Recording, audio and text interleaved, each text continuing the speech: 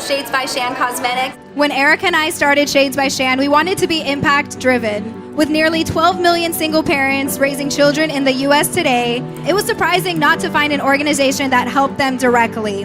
Therefore, we launched the Mamaberries Nonprofit Foundation, where a portion of the proceeds from the makeup line go to help single parents in need. We love staying in contact with the families and ensuring they do well.